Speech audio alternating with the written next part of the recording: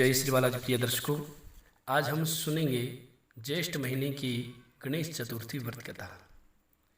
पार्वती जी ने पूछा कि हे पुत्र, ज्येष्ठ महीने की चतुर्थी को किस तरह पूजा करनी चाहिए? इस माह के गणपति जी का नाम क्या है? आहार में किस चीज़ का भोजन करना चाहिए? सूक्ष्म रूप से इस विधि को बताइए। भगवान श्री गणेश जी ने कहा, हे माते, ज्येष्ठ कृष्ण चतुर्थी सौभाग्य को बढ़ाने वाली तथा पति को देने वाली है। इस दिन मूषक रथ नाम के गणपति जी की पूजा पूर्ण भक्ति के साथ करनी चाहिए। इस दिन घी से बनाया हुआ भोजन जैसे हलवा, पूड़ी, लड्डू इत्यादि गणेश जी को समर्पित करें। ब्राह्मणों को भोजन कराकर फिर खुद भोजन करें। हे माता जी, मैं इस संबंध में एक पूर्वकालीन इतिहास बता रहा हूँ। गणपति व्रत और उनकी पूजा की विधि जैसे पुराण में बताई गई है, उसे सुनो। सतयुग में एक पृथु नाम के राजा हुए, जिन्होंने 100 यज्ञ किए। जिनके राज्य के भीतर दयादेव नाम के एक ब्राह्मण रहते थे। वेदों में पूर्ण विद्वान उनके 4 पुत्र थे। पिता ने अपने चारों पुत्रों का विवाह वैदिक रीति से कर दिया। उनकी 4 बहुओं में बड़ी बहू ने अपनी सास से कहा, हे सासू जी, मैं छोटेपन से ही संकटनाशक चतुर्थी का व्रत करती आई हूँ। मैंने अपने पिता के घर में भी इस मंगलदायक व्रत को किया है। इसलिए हे कल्याणी, आप मुझे यहाँ व्रत करने की आज्ञा देने की कृपा करें। बहू की बात सुनकर उसके ससुर ने कहा, हे बहू, तुम सब बहुओं में बड़ी और श्रेष्ठ हो। तुम्हें किसी भी तरह से कोई असुविधा नहीं है और न ही तुम भिखारिन हो, अतः तुम व्रत करना क्यों चाहती हो? अभी तुम्हारा समय खाने पीने का है। ये गणपति जी कौन है? फिर तुम्हें इसकी आवश्यकता ही क्या है? थोड़े समय पश्चात बड़ी बहू गर्भवती हो गई। 10 महीने बाद उसने एक सुंदर बालक को जन्म दिया। उसकी सास बार बार बहू को व्रत करने के लिए मना करने लगी और व्रत को छोड़ने के लिए लाचार करने लगी। व्रत के छूट जाने के कारण गणेश जी रुष्ट हो गए और उसके पुत्र के विवाह के समय में वर वधू के फेरों के समय उसके पुत्र का अपहरण कर लिया। इस अनहोनी घटना से मंडप में हलचल मच गई। सब लोग दुखी होकर कहने लगे, लड़का कहाँ चला गया? बारातियों द्वारा ऐसी खबर मिलने पर उसकी माता अपने ससुर दयादेव से रोकर कहने लगी, हे ससुर जी, आपने मेरा गणेश चतुर्थी का व्रत छुड़वा दिया है, जिससे मेरा पुत्र गायब हो गया है।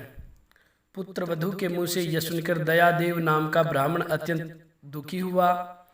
अपने स्वामी के लिए दुखित पुत्र वधू प्रति माह संकटनाशक गणेश चतुर्थी का उपवास करने लगी। एक बार एक वेदों का जानने वाला दुर्बल ब्राह्मण भीख मांगने के लिए इस मृदु भाषिणी के घर आया। उसने कहा, हे पुत्री, मुझे भिक्षा में इतना भोजन दो जिससे कि मेरी भूख मिट जाए। उस धर्माचरण कन्या ने ब्राह्मण का विधिवत आदर सत्कार किया और उसको भरपेट भोजन कराने के पश्चात उसके वस्त्र आदि दिए उसको। कन्या के सेवा भाव से प्रसन्न होकर ब्राह्मण ने कहा, हे कल्याणी, हम तुम पर अति प्रसन्न है। तुम अपनी इच्छानुसार मुझसे वरदान मांग लो। मैं वेशधारी ब्राह्मण गणेश जी हूँ और तुम्हारी श्रद्धा एवं प्रीति के फलस्वरूप ही यहाँ आया हूँ। ब्राह्मण की यह बात सुनकर कन्या हाथ जोड़कर कहने लगी, हे विघ्न विनाशक, हे लंबोदर जी, यदि आप मुझ पर प्रसन्न है तो मुझे मेरे स्वामी के दर्शन करा दीजिए। कन्या के ऐसा कहने पर गणेश जी ने उससे कहा, हे उत्तम विचार वाली कन्या, जैसा तुम चाहती हो वैसा ही होगा। तुम्हारा स्वामी जल्दी ही तुम्हें मिल जाएगा। ऐसा कहकर गणेश जी वहीं अदृश्य हो गए। उसी समय सोम शर्मा नामक का एक ब्राह्मण उस ब्राह्मण बालक को शहर में ले आए। अपने पुत्र को देखकर दयादेव बहुत प्रसन्न हुए। बालक की माता खुशी से फूली न समाई तथा संपूर्ण नगरवासी बहुत प्रसन्न हुए। बालक की माता ने अपने पुत्र को छाती से लगा लिया और कहने लगी, गणपति जी की कृपा से ही मैंने अपने अपहरण किए गए पुत्र को पाया है। उसे नए कपड़ों एवं गहनों से सजाया।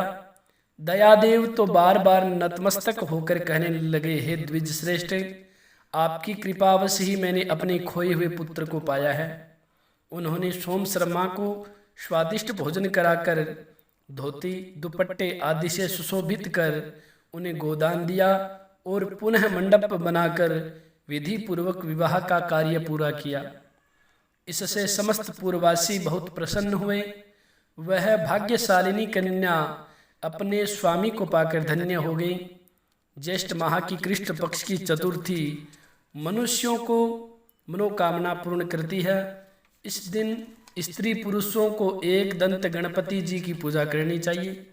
हे देवी, पहले विधि के अनुसार भक्ति श्रद्धायुक्त जो मनुष्य इस व्रत एवं पूजन को करेंगे उनकी समस्त मनोकामनाएं पूर्ण होगी।